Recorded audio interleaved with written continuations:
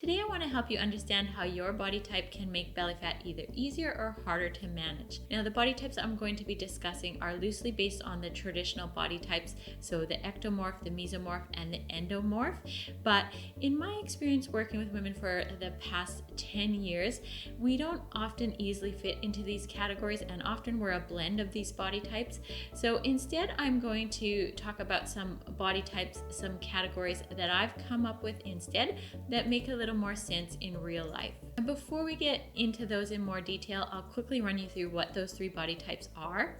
So first of all, starting with the classic hourglass, this is the shape with the naturally smaller waist, and most of the fat is carried on the hips and the thighs. And then we have the ladies that I call long and lean. These ladies are often on the taller side, have longer torsos and limbs, and just naturally have a little bit easier time staying lean. And then we have the strong frame ladies. So this is the shape that tends to struggle with belly fat a little bit more. And oftentimes these ladies have shorter torsos, which can make any extra weight you look even more concentrated in the midsection. So starting with the classic hourglass, we all know this shape well. It's the shape that dominates our social media feeds. It's that larger bust, smaller waist, and then larger hips and glutes.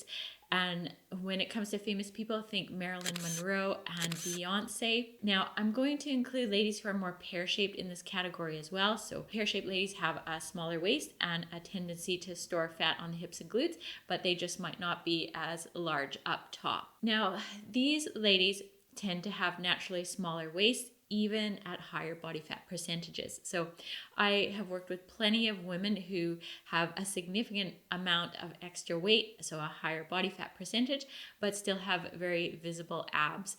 And that's just how their body stores fat. That's their natural fat storage pattern. And one thing I want to be really clear about in this video is that I'm not saying that any body type is better than another. I am just trying to make you aware of how your body type influences belly fat, and that some body types are going to struggle a little bit more than others, but there are always positives about every body type. Now, when it comes to the hourglass and aging, the way you store fat can change, and it may be that some fat storage shifts to the midsection more, but oftentimes these ladies will still retain that shape, and so overall the waist looks smaller in proportion to the rest of the body. Now, the next category of ladies I want to talk about are the ones that I call long and lean.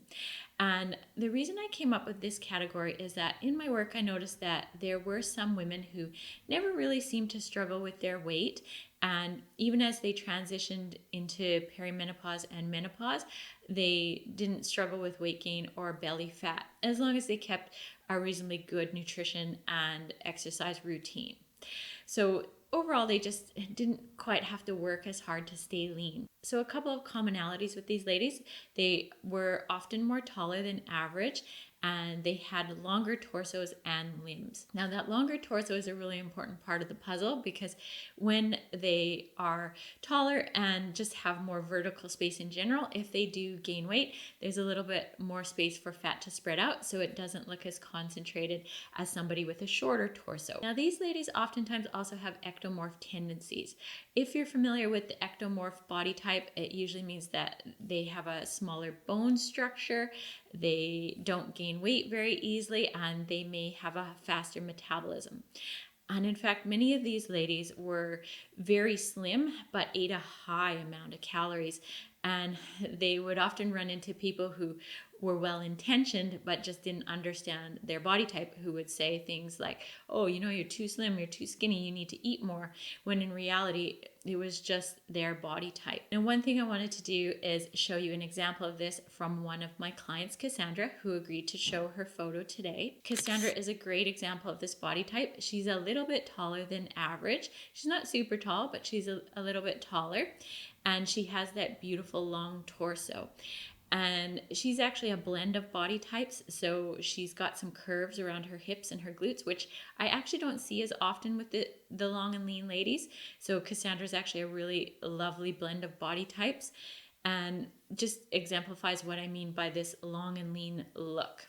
Now, if you were to put Cassandra and I side by side at the same level of body fat, Cassandra's abs are going to look much better than mine because she's got that beautiful long torso, whereas I have a much shorter torso. And so speaking of shorter torso, now we'll move into the ladies that I call the strong frame women.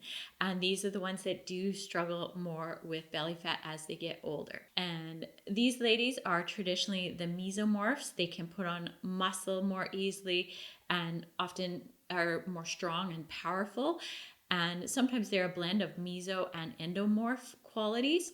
And they often have shorter torsos. So they're not necessarily shorter, but they just have shorter torsos. And what that means is that any extra fat just looks more concentrated because there's less space for it. And so they just look thicker through the waist. Another thing about this body type is that they can have more pronounced muscle bellies, more rounded, full muscle bellies.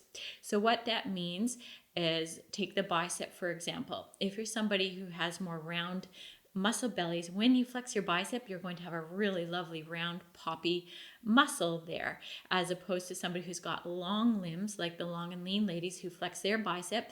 They're not going to have such a big round and full muscle. That is really cool when it comes to building arm muscles and really visual muscles on the body. But when it comes to your belly, it can be more of a challenge. So women with big muscle bellies will have that naturally thicker waistline because it's going to make their waist look bigger even if they are super lean. And I wanted to put a photo of myself up here to demonstrate that. So this is when I was at my leanest for a photo shoot, and you can see how my abs are very developed in this photo in terms of how they stick out as compared to other abdomens where they might be more flat and less noticeable. And I hadn't even trained my core going into this photo shoot because I don't do a ton of core work to develop my abs because of the fact that my waistline is just going to get bigger. And if you have a natural layer of fat over them, which most ladies do because we don't walk around super lean, ready for photo shoots all the time, it's just going to mean you have a really thick looking waistline even when you are very lean. So this is a challenging body type when it comes to having a really nice looking midsection.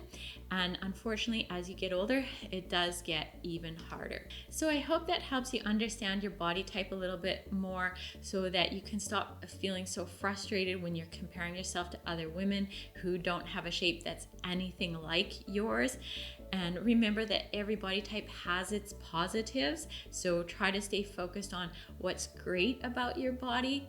And belly fat is not inevitable. I work with all shapes of ladies, and not everyone will gain body fat who is a strong frame. There's so much you can do about it. If you want some help with all of this, don't forget to check out my programs over on femalefitnesssystems.com. I'll leave a link to them in the description of this video. And let me know in the comments what you thought of this video. What body type do you have, and is that impacting your ability to stay lean in the midsection? And finally, don't forget to subscribe to the channel so that you catch future videos like this one. Thank you for being here, and I'll see you again next time.